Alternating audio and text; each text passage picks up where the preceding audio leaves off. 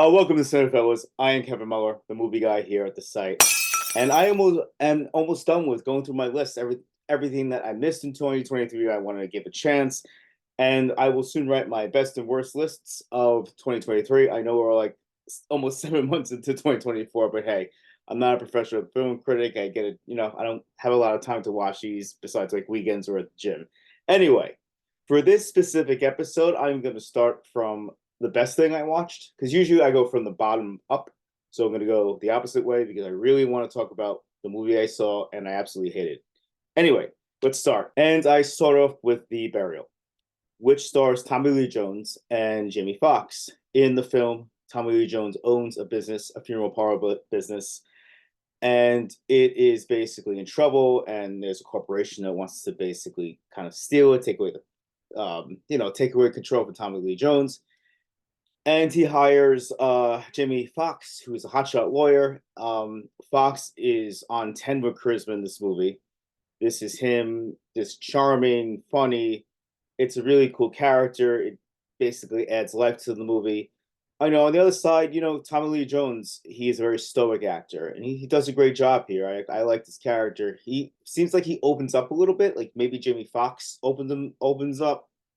But he's a little funny in this movie. Tommy Lee Jones cracks a few jokes, not a lot, but he cracks a few and they're pretty funny. And if this movie had come out in the 90s, I feel that the movie would have been a smash. It has a very 90s feel, very positive movie. And with that, I'm going to give this one 3.5 out of 5 hair pieces. Emily Blunt had one hell of a year last year in 2023. She was nominated for an Oscar for Best Supporting Actress for Oppenheimer, and she headlined a Netflix film called Paint Hustlers. This one was good. It was decent. David Yates, who directed most of the Harry Potters and all the Fantastic Beasts, he directs this one. It's stylistic, it's fun, it moves fast. Chris Evans is also in this one, and I think he's pretty good. But it really is Emily Blunt's movie, and Emily Blunt holds your attention throughout the whole thing. Um, this is just like there's an old Hebrew saying that says, "Sweet, sin is sweet in the beginning and bitter in the end," and that is this movie.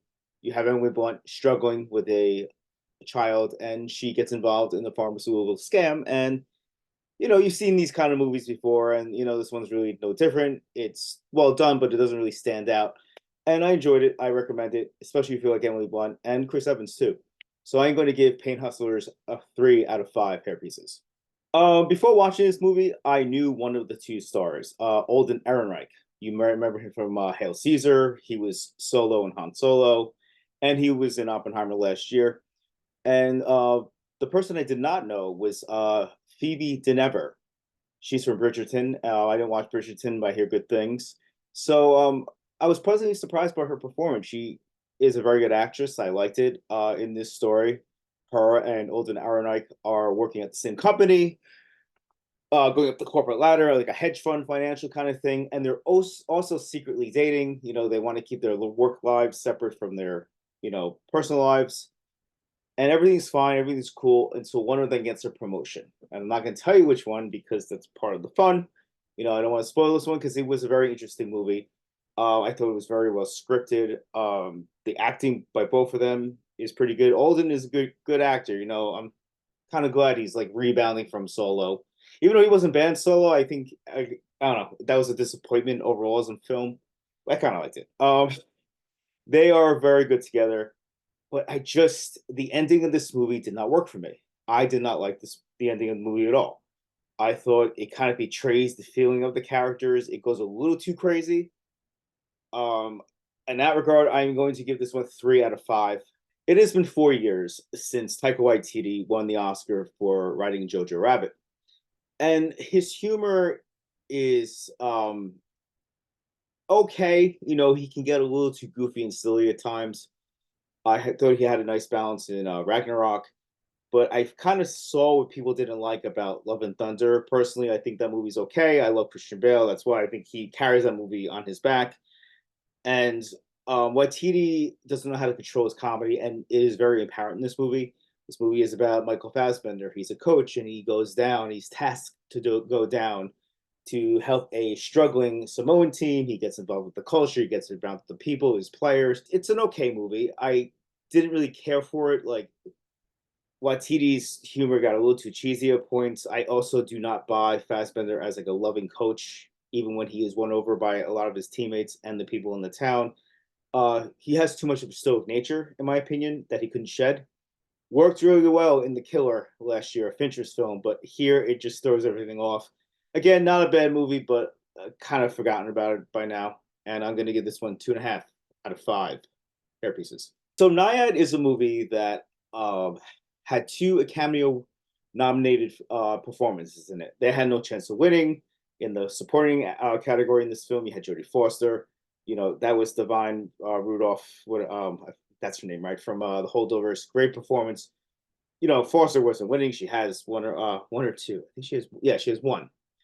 And then you have Annette Bening, who plays Diana Nyad.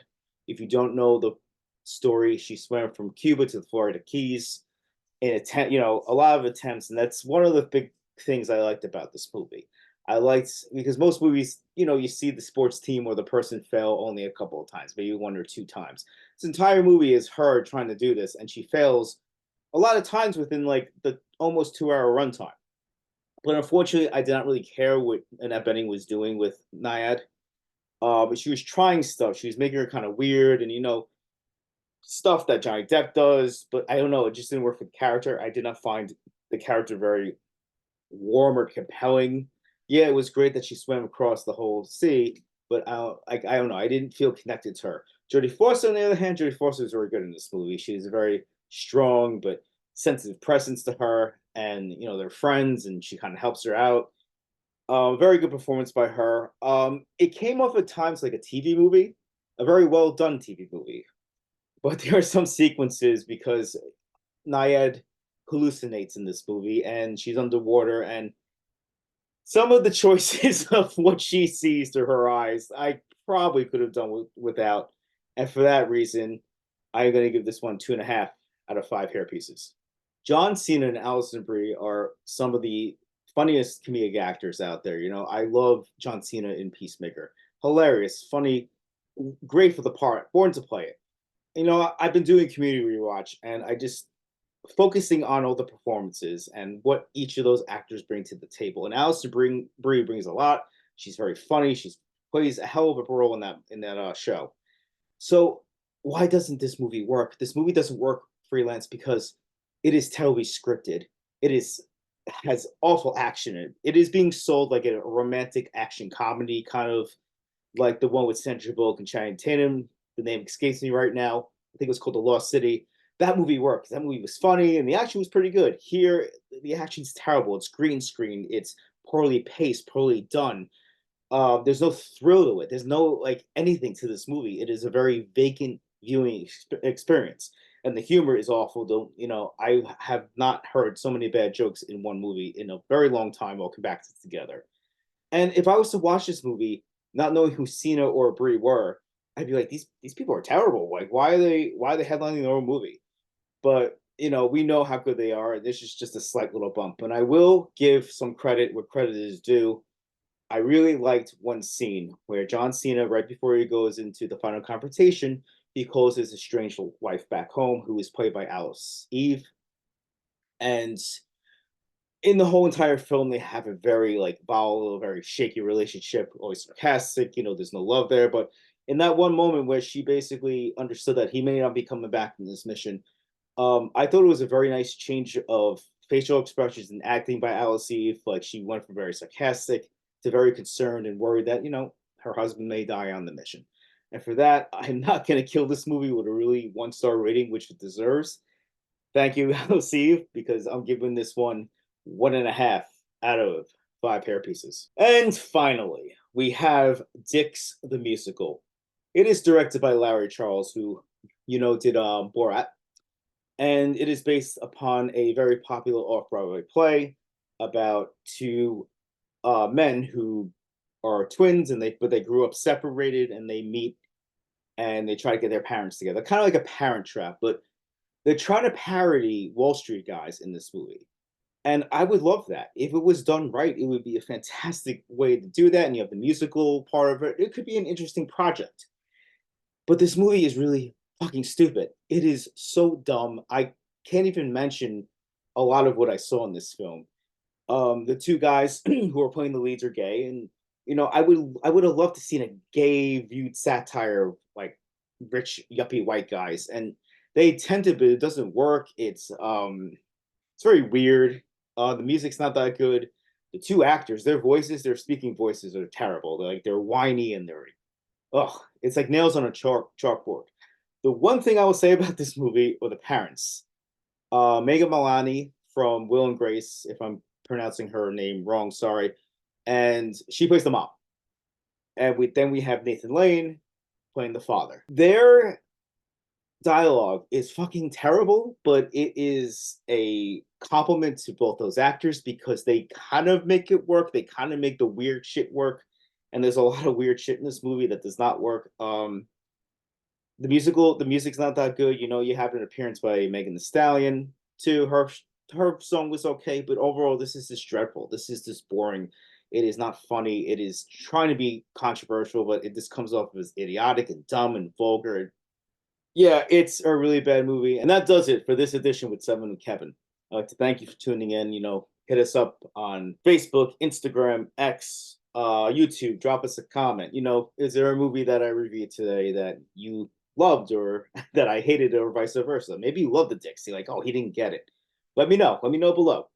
I got two more of these left. Next week I will be doing a solo review. The movie stars one of my favorite actresses in the world, and also stars a actor who won Best Actor at the Venice Film Festival last year for this specific film I'm talking about. So tune in next time, talk about that movie, and also after that, it is the last time with Kevin. Also, tune into the podcast. We have a good time talking about all the movie stuff, film stuff, TV, video games.